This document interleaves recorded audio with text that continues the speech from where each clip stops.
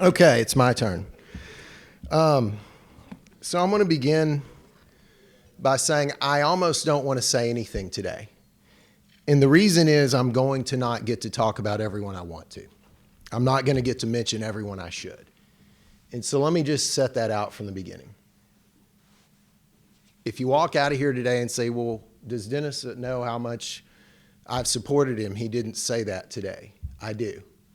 And I want to guarantee you for the next week and month, I'm going to be driving down the road and I'm going to say, I cannot believe I didn't mention that person. I cannot believe I didn't thank that person. So I thank everybody. But I want to begin where I should, which is Governor Abbott. And I want to be clear, the governor's going to try and hang in there, but he's got another event. And if you have to move on, I appreciate your being here. But Governor Abbott and Greg spoke to it well. I used to say that my career began at the top and went down from there because George W. Bush was the governor of Texas. And there was just an energy in the legislature with Governor Bush. Well, I'm wrong. I ended on top because I was simply in the shadows of that energy of Governor Bush, and I admire him tremendously. But to have gotten to be in the room with Governor Abbott was extraordinary. And I don't want to bring bad memories, but I will never forget the tragic Santa Fe. Greg was here in Lake Jackson seeing patients, so I went with him to Santa Fe. Governor Abbott made it to Santa Fe by noon that day. And we were in a small sub locker room, tiny room, Brazosport baseball t-shirt in there, folks. Governor Abbott's in there and we're being briefed by all the federal and state agents. And Governor came so quickly, he didn't even have his staff, full staff. And they said, well, here's this and that. And the governor says, give me a pen, give me something to write on. And he's writing and he's asking, and I jump in because he didn't have any staff. And I said, no, that number, what's the right number? We can't have a kinda. And I think Greg or someone were walking out and says, well, why'd you jump in and ask for clarity? I said, because watch, he's taking control. And he did. When others would say, I need to come in and be polite and respectful and do the appropriate thing and get out of this tragic situation, Governor Abbott took the lead. Later that day, we'd gone to see families. We did all kinds of things of support. We huddled back up. I won't go into the issue because it's tragic. But there was an issue that was not being resolved. And Governor Abbott said, I am staying in this room, and I am going to have the state's attorney general on the phone, and I am quoting law to you as how you're going to take care of these families now. And I'm going nowhere till that's done. That is who you want your governor to be. And it is an honor to have served with Governor Abbott and supported him all these years because he has compassion for the people.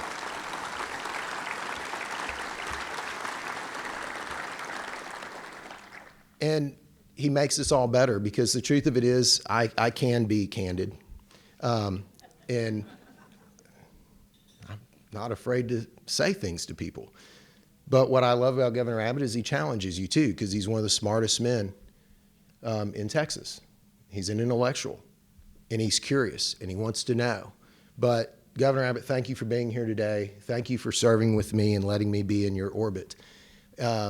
He would call me on random moments of the day. What do you need down there, Hurricane Harvey? What do you need? I don't know. It's not worth it. But how many counties, how many visits he made to Dade Phelan, Dennis Bonnen, amazing. Anyway, I don't want to go on and on, but Governor Abbott, we're lucky to have you. And Speaker Phelan, I want to be clear for those of you here, to be the chair of state affairs in your third term is a little unusual, but it's not if you're Dade Phelan because he is one of the most talented and capable members. And one of the things that was important to me as Speaker is that I put the right people with the right talent and the right perspective in the right places. And Dade Phelan is that guy. And Dade Phelan says, well, someone asked him how you become Speaker. Candidly, it's really hard, but it's sort of easy. Because at the end of the day, there are a lot of awesome people in the Texas House. but there are really only a few that are the clear leader. And who really it is to be speaker on all speakers. Who do the members that don't believe they are there soon enough that they will get a chairmanship or they will get this, they will vote for who they believe will be fair and respectful of all the members. And that's who Dade Phelan has proven to be and will continue to be. And I'm proud he's my friend, and I'm proud he's the Speaker of the Texas House, and I'm proud to have you here today. It means a lot that you would take the time. And I want to talk to the members. It honors me beyond belief for every one of you to be here. And, you know, I don't miss being elected, but I miss the relationships. And I don't want to lecture in any way. Don't take it like that. But the only regrets that I have are the members I didn't get to know personally soon enough. And let me talk about that, because it's what I'd encourage all of you to think about and to work on. Senator, where are you? I can't, the room's too scattered. But anyway, Cesar Blanco. I'm going to be candid, Cesar. You and I didn't like each other. No, we didn't. We didn't. He did not like me, and I didn't like him. But we didn't know each other. We made a massive mistake. We let it be about politics and not about people. And when he and I got to know each other, the people, not the politics, we're dear friends. He's an awesome person. We went from wanting to fight each other in the middle of the House floor to my calling you in concern and compassion for you being an extraordinary leader for your community after the tragedy of the Walmart shootings. He would not stop. He literally wasn't sleeping. That's what we all do. I'm begging us all, remember the personal, not the politics. Where's Armando Wally?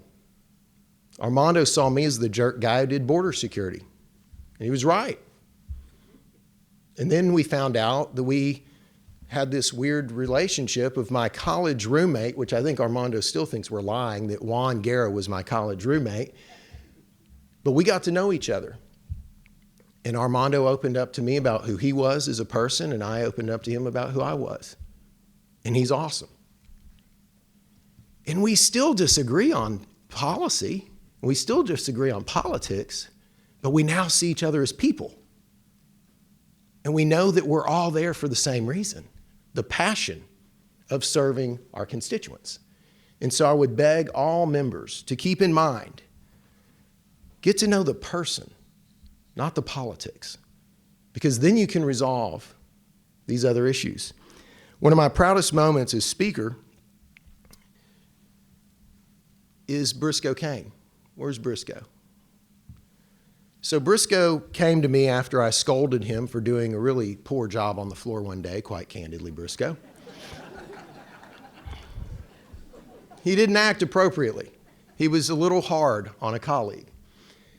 And I said, you got to do this the right way, man. And Briscoe says, well, no one's told me the right way. And so again, Briscoe and I got to know each other as people. And he said, look, Mr. Speaker, no one really understands me. I'm autistic.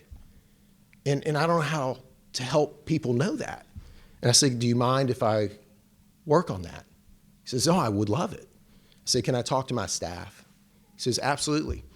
So Kate, let me be clear. If you worked for me and you weren't married, you don't get to change your name. So Kate Meisenheimer, we were in a roundtable talk about this, and Kate comes to me a few weeks later and says, April is Autism Awareness Month. I said, that's brilliant. Let me go to Representative Kane and see if he would like to do a personal privilege speech so that the members can better understand who he is. And Kate worked with Briscoe, and Briscoe's one of my proudest days. You were awesome. And you explained to the membership what it is to be autistic. And you explain to the members who you are. And you're different. But we're all different. And we now know how to better celebrate your differences. And so I'm proud of those relationships. I think of Justin Holland, who I'm a little disappointed in. Justin, stand up, because it matters that you do this. So, you can sit down now. So I'm a little offended at Justin today, and I plan to say something about him before he offended me. For those of us in the house, we know that Justin Holland, that's like your funeral suit, dude. Justin Holland wears flashy, bright colors. But that wasn't where I meant to go today, but what he did to me hurt. So I got to know Justin as a freshman because I was enamored with his story, because I got to know his story. Justin's father was diagnosed with cancer, correct? He passed away when Justin was just 27. His father was a successful real estate business. Justin, at 27, loses his father, takes the business over, works with his mother, and makes this work. Those are people that you want to work with. And I would have members say to me, I like Holland okay, but he's in a hurry. And I'd say, if your dad died when you were 27 and you had to make all that work, you'd be in a hurry too. And so Justin and young members, he isn't young anymore, he's a damn chair or something now, but gosh. But that's what I miss. I miss getting to know the members and the people. And my only real regret is those I didn't get to know soon enough. And I didn't take that time, because it changes the dynamic of those relationships. I can't not say something today about my dear friend Pancho Navarez. Pancho, I'm so proud you're here today. One of the things that Speaker Phelan has done an extraordinary job, a lot of it has to do with his wife, Kim. We do what our wives tell us most of the time. Mental health and taking care of ourselves. Pancho went through a hellish period in his life. He lost his sister, best friend, right? And he fell into addiction. And I want to be clear why I'm talking about this. And I'm talking to the members as much as anybody. I'm talking to the community too. He picked himself up and got right. And let me tell you, there were a few people who attacked because of politics. The thing that's the honor of a lifetime of being a house member is we always support one another. There are ample people on the outside to attack and criticize and tear down, but we must always support each other. And Pancho is clean and killing it, and I'm so proud you're my friend.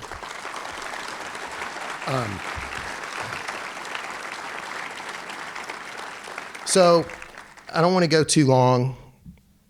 Garen cracks me up. Only Charlie Garen could sit next to me on the house floor. Alan Ritter, my dear friend and former desk mate, no offense, Charlie, he sat with me longer. Only Garen can go from Dennis Bonnen to Tracy King. The most energetic, out of control member. Tracy is the most understated, calm man on the planet. He's one of the most talented members in the house too, by the way. He's just different than the rest of us. He doesn't need the rest of us to know about it. But only Charlie could be the guy who just calmly sits there. But again, it's about the personal. I talked about Briscoe. I see my friend Ron Simmons sitting right here. And I got mad at Ron some of the time. And I'd say, Ron, I'm for my public schools. Why are you against them? Because I'm not against them. Well, let me tell you why I wasn't against them, but got characterized as that. And I learned it. Ron is one of the most devoted fathers you'll ever meet. He has a couple children, but most importantly, he has his son, Daniel. He's severely autistic. Ron never had anything against public schools. He supports them. But he desperately wanted to see changes for autistic children like his. And when I learned that he was doing it out of the passion of a father who'd spent a lifetime caring for his child, it was different. He wasn't trying to tear anyone down. He was trying to build someone up that he understood better than anybody because he's lived it. When we know each other personally, we understand each other. And we don't have to agree, but we can come to a solution with mutual respect. And that's what I miss in the house is the relationships. and I miss the people, and I miss mentoring young members. And I don't want to keep going because I'm going to forget people.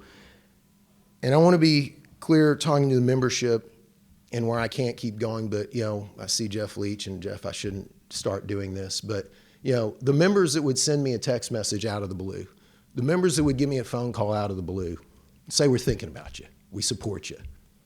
Thank you. Todd Hunter, thank you. All of you, thank you. Kelly Hancock, one of the first people to say, he can be tough, but he's my friend. Thank you, Senator. And I don't want to not mention my Senator, Joan Huffman, because Joan Huffman is a wonderful, super bright, super talented member of the Senate, and she just had to tolerate my insanity all the time. I mean, senators have to carry like literally, 100 bills? I mean, just, you know, and I'd go over and say, no, it's a local bill, we gotta do it. She's like, I know, we will. Okay, we're gonna do it. But there's so many things that we've done together, and Senator Hancock, Senator Huffman, you both played a massive role in this. And Speaker Phelan talked about funding the community college and those things. One of the proudest bills we ever passed, and this comes back to Governor Abbott, and it's Senator Huffman, Senator Hancock, it's all of you. It's not school finance reform. That's a huge deal. That's landmark. You know, lots of people played a role. But when I chaired Sunset, I noticed a problem. For the most heinous of offenders, they were being set for parole hearing every 1-2 years. And so I tripped into meeting the Dramolas, and I never say their name right. Their son was very tragically killed by a serial killer in Houston, and there were 2 other perpetrators. So this family, literally from the time their son was tragically killed, was in the continuous parole process of the state of Texas. When Governor Abbott became governor, I sat down and briefed him and his chief of staff, Daniel Hodge, who's here. And I said, we got a problem. And so we finally, it took a couple sessions, we passed it where you could have a 10-year parole set-off. But Senator Huffman, I know you remember this, and Governor Abbott, I hope you do. That same session, we passed border security, big deal, huge stuff. Governor Abbott did a bill signing in Houston. The news was there, they covered it. It was all about it. We did a private bill signing for the Jamalas because Governor Abbott wanted to speak to them personally. Senator Huffman was there speaking to them personally. The day we called and said the governor wants to do a bill signing with you was the day they got their next parole hearing. But guess what? The law had changed. And Mr. Jamala looks at me and says, I don't have to worry about that vicious son of a bitch for 10 more years because of you and Governor Abbott and Senator Huffman and Senator Hancock. That's what matters. Those are the things that make an impact. And that's the personal. It's having the passion for people. And when we remember why each one signed up for this hellish effort of running a campaign, and we remember we all signed up for a lot of the same reasons, and when we reconnect on that, it matters. So let me move on. Staff, and first let me touch a little local. And Speaker Craddock, and where's Jeannie Morrison? Jeannie may have had to run out, but you know, we're here because of them also. The 4-year degree plan was passed by Jeannie Morrison, my helping her, and Speaker Craddock, calling the coordinating board and explaining a novel concept. Law means you follow it. You don't then decide what you want to do later. And Speaker Craddock's been here because he's helped do these things. Thank y'all for being here today. You're a huge part of this. But when we get into the some of the local, Dr. Valek would frustrate me to no end because Dr. Valek would treat me like I was as smart as she was. And we'd go to lunch and she'd say, what do you think about this? And what do you think about that? And I just finally say, Mimi, just tell me what I need to do. You know this better than I do. But the vision is Dr. Valek. And she was my partner for 24, 25 years. And this college has been transformed because of her. And she has been an amazing partner to change the lives of the kids and the students here. And it let me look good because she kept giving me things to go accomplish. It's true. And the college is blessed to have had her leadership all those years. And again, talking about people and taking care of each other, Dow Chemical, Freeport LNG, BASF, Olin. Shouldn't have started that process. I apologize. I see my friends at Werner. All these great industries and these great buildings here are awesome. And I've talked about this before, but what makes this community awesome is the amazing people they bring to our community. And I'm just going to be brief on this, but I don't know if Tim Finley was able to be here today. David Lotta, I hope both might have been here. My son Jackson's an Eagle Scout today. He's an Eagle Scout because Dow's water expert, thank you. No offense to Jackson, he wasn't the star of that story, but he's an Eagle Scout because Dow's expert on water, Tim Finley, was the leader of his Boy Scout troop.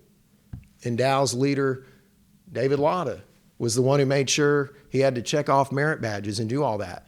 Those two men shepherded and guided my family and my son to be an Eagle Scout. I don't know exactly the stuff they do at Dow. I mean, I know a little what Tim does, not like he knows it, but he's tried to explain it to me. He's foolish and tries. But I don't know exactly what they do, but I know the profound impact they've had on the Boy Scouts in this community and countless young men. And that's what makes it exceptional, is the people. And so let me talk in closing staff. So Gardner's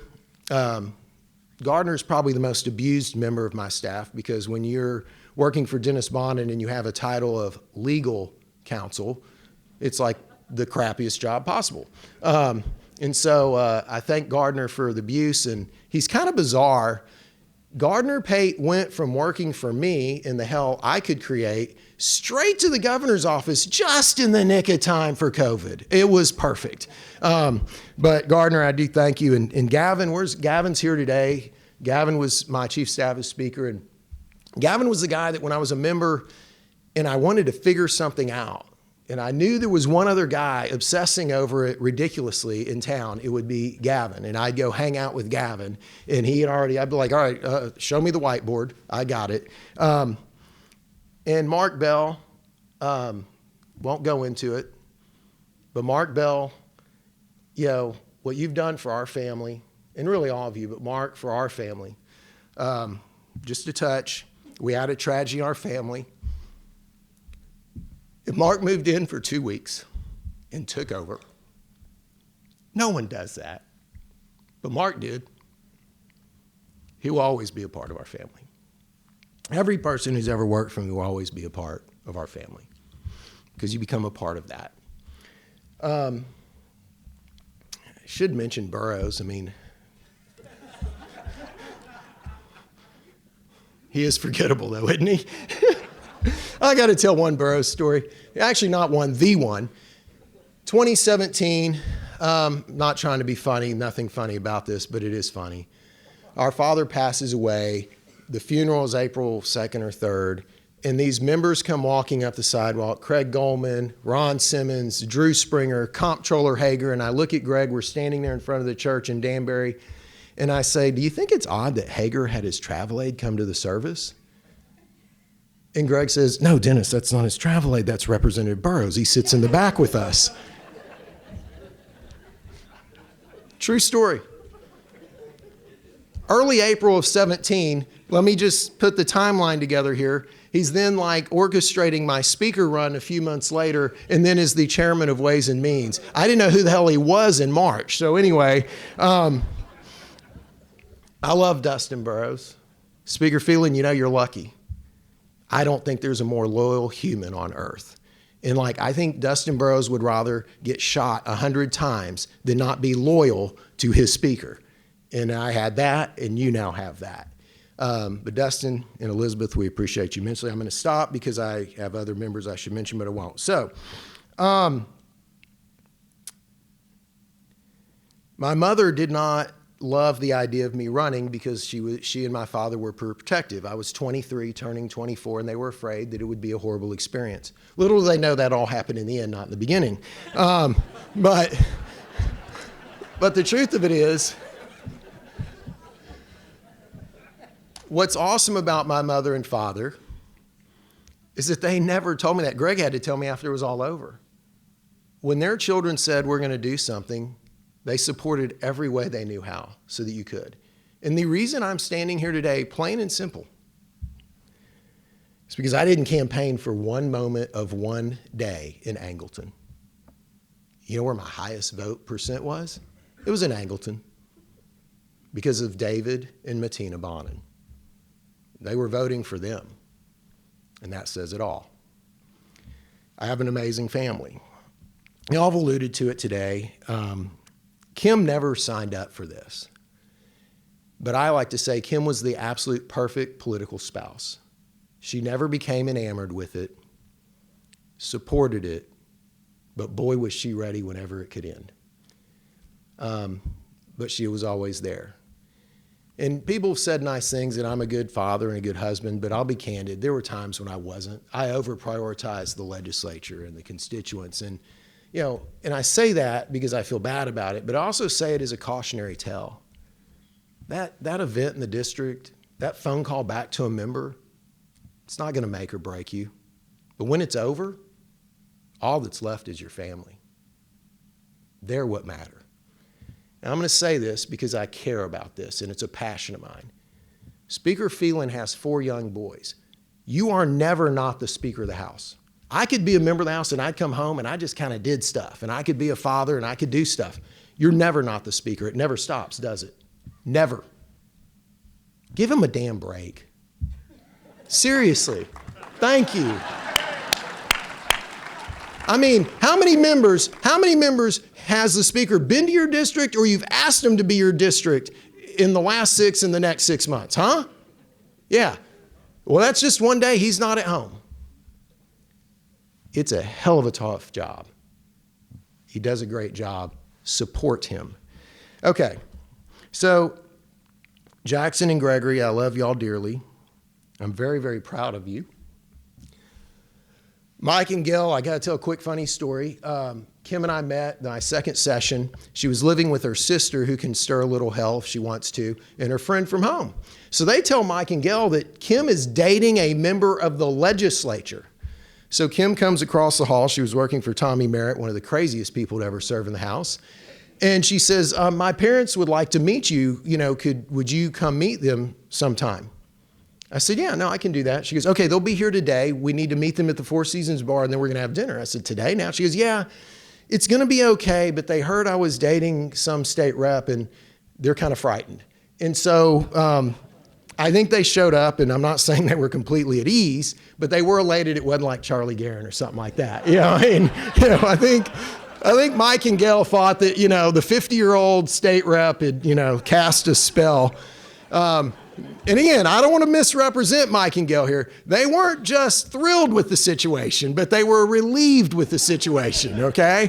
But Mike and Gail have always supported me and supported Kim and have done things that if they weren't willing to do would have made this so much harder for us. And so thank y'all for always going along with the party.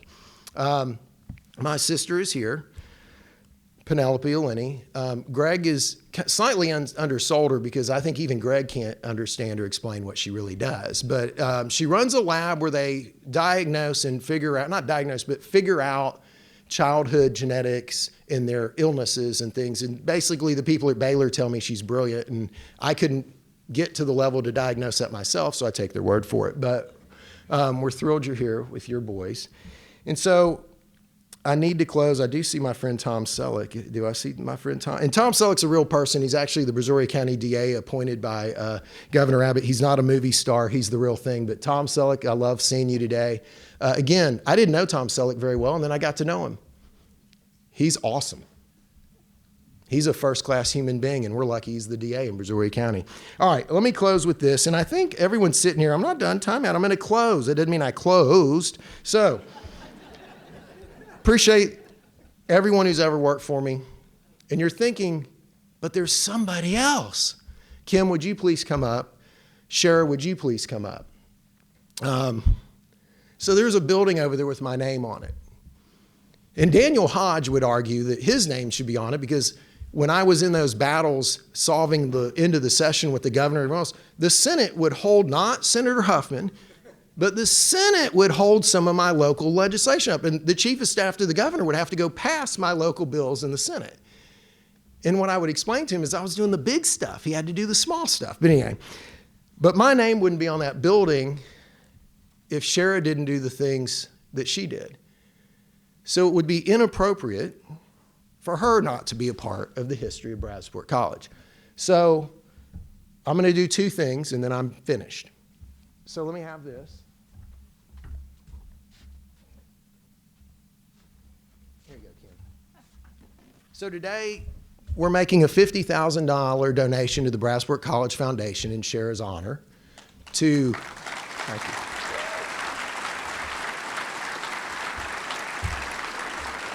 I have one more thing, and that will endow scholarships for students in her name here at Brazosport College forever, because she should be a part of forever at Brazosport College. Now, where's Andrea? Where's Andrea? And I apologize, Andrea, I didn't tell you I was going to make you come up here, but you're going to come up here.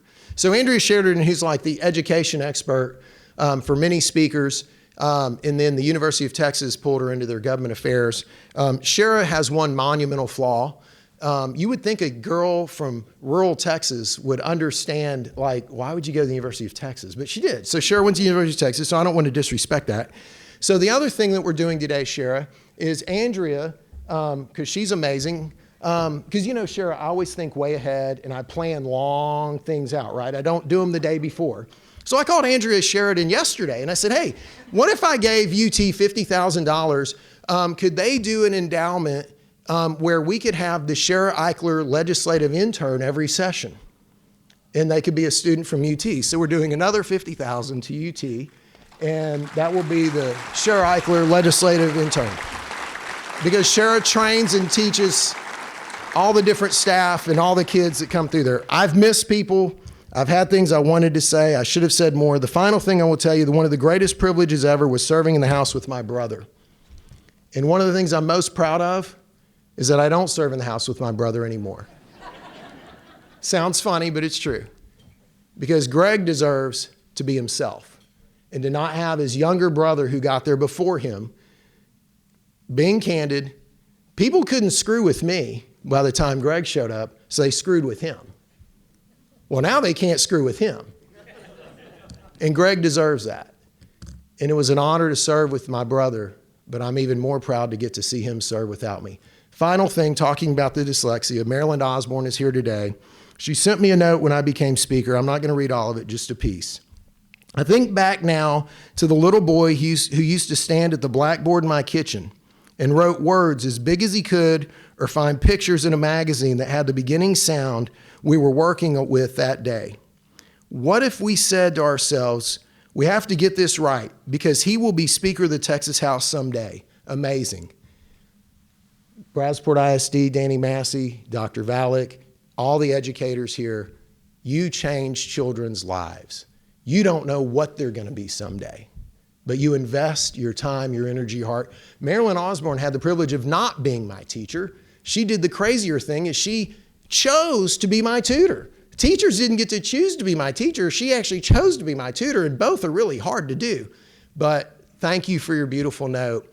And the truth is, if we invest in each other, we know each other, we care about each other as people, we will all be better, and the problems that we want to solve, because we're all here because we're problem solvers, will be solved more effectively and more positively for the people of Texas. I'm honored to be here today and to be privileged with the building. Thank all of you for being here. Thank you.